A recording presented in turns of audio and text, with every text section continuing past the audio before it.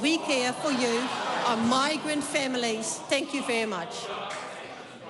I call on Erica Stanford. Thank you, Madam Speaker. I would like to start by acknowledging the people in the gallery who came here today.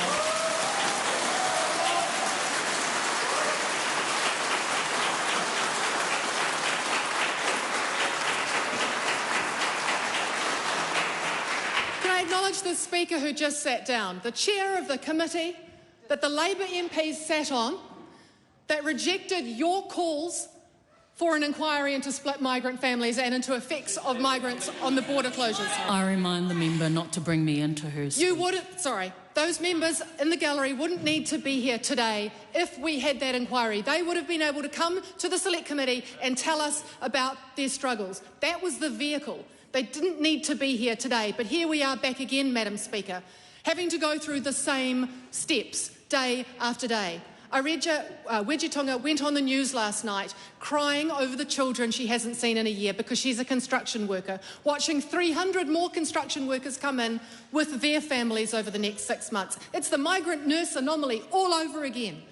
And the member who just took her seat talks about the achievements of this government and governments in reuniting split migrant families. Well, that announcement a month ago, was, as I expected it would be, was a very small proportion of the total of those migrant families. And they lauded it as some wonderful policy that they'd done their job, but in fact most of those migrant families are still sitting, waiting for a roadmap for reunification for their families. They continue to wait. We have been calling on this government for months and months for a roadmap for reunification for every single split migrant family so that they have some light at the end of the tunnel. And as my other colleagues on this side of the House have said, that no one has said that they want to see their family tomorrow.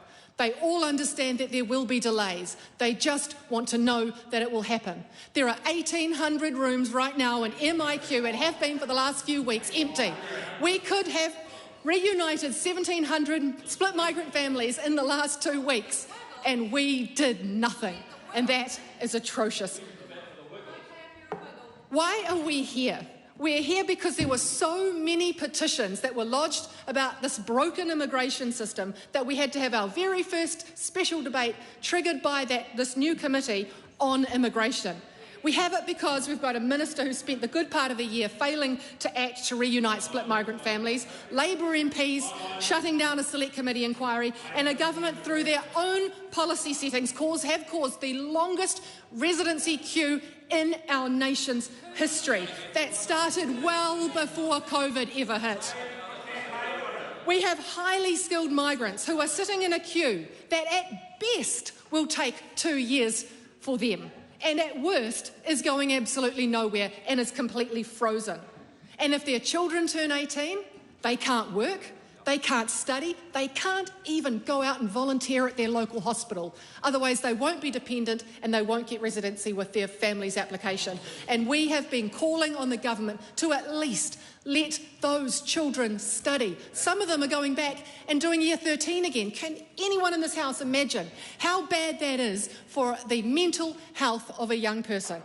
There is no fair-minded Kiwi in this nation that thinks it's okay to leave an 18-year-old to rot for 2, 3, 4 years, wasting their potential because of the residency queues caused by poor government policy. These skilled migrants are highly stressed, highly anxious. They're living in limbo with no certainty, there's no surety that the country they moved to and made their home, the country that they work hard for, will still be their home at the end of what is a traumatic immigration experience.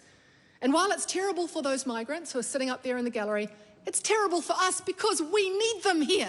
They are our teachers, they are our nurses, they are our doctors, our IT workers. We need them here. Madam Speaker, I just want to finish by saying that on the weekend was Mother's Day, and I didn't post about Mother's Day because I couldn't. The day before Mother's Day on Saturday, I went to Christchurch. I did a public meeting and I spoke to women afterwards who stood there crying with me, at me, because they hadn't seen their children in a year. How could I, in good conscience, post about Mother's Day and how wonderful it is to be with my children when these women haven't seen their children in a year because of this government's utter incompetence. It is not good enough and they have to do something about it.